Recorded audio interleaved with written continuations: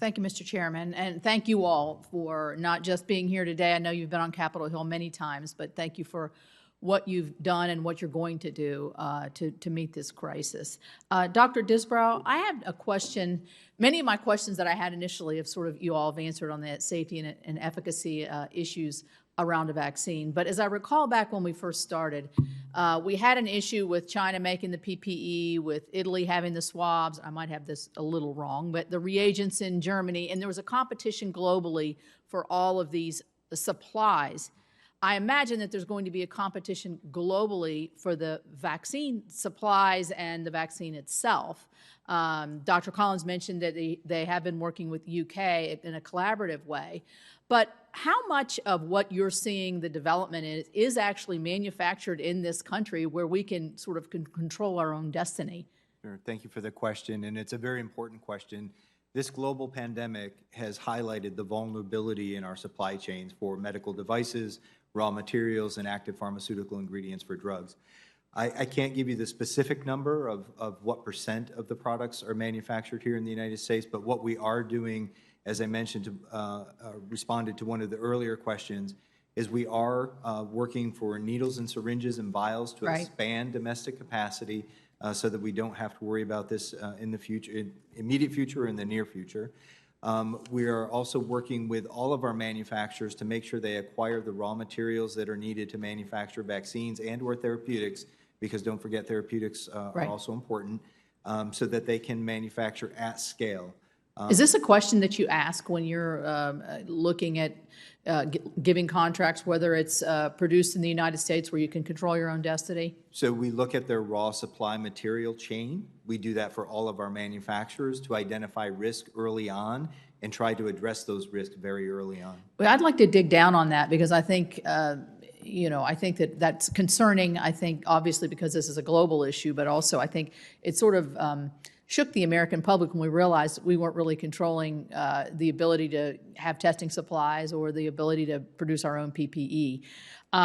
Dr. Collins, a question I have is a little off topic, but equally as important.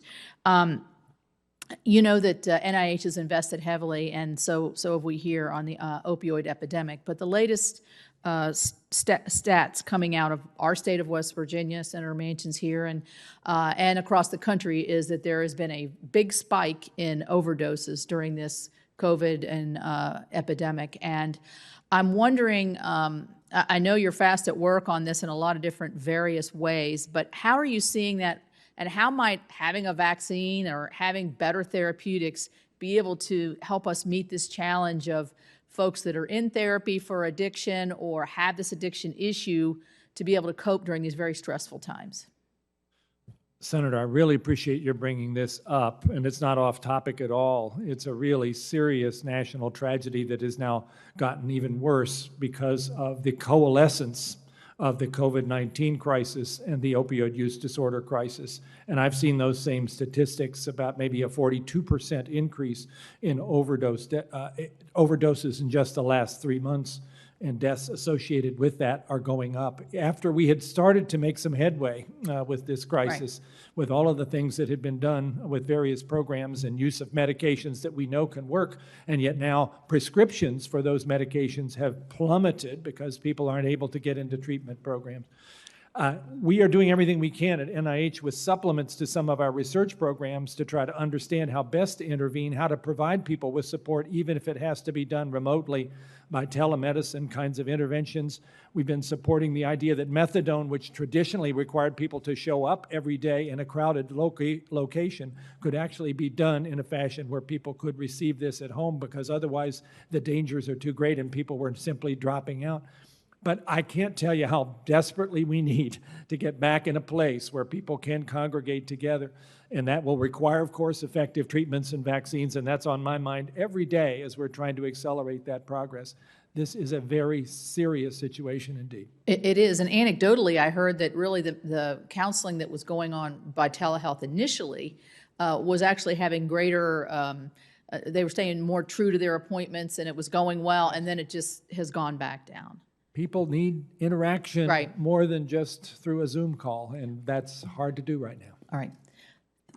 Dr. Redfield, I have 4 seconds. Our vaccination rate in West Virginia is falling. How are we going to do a PR campaign to say the vaccination for this is important and other vaccinations? Yeah, it's a critical point, Senator, and I always look at the consequences of COVID. As the Secretary said, health versus health. 85% decline in pediatric vaccinations for individuals under 5. We're obviously we're in the process of making a play with the American Academy of Pediatrics and throughout to really respond to that. It's really, really important. Globally, it's a big issue too. I try to say in sub-Saharan Africa, whereas COVID's now a significant problem, but a much bigger problem is there's 120 million children now who haven't gotten measles vaccine. Right. And Thank you. measles is going to have significant mortality in Africa. Thank you.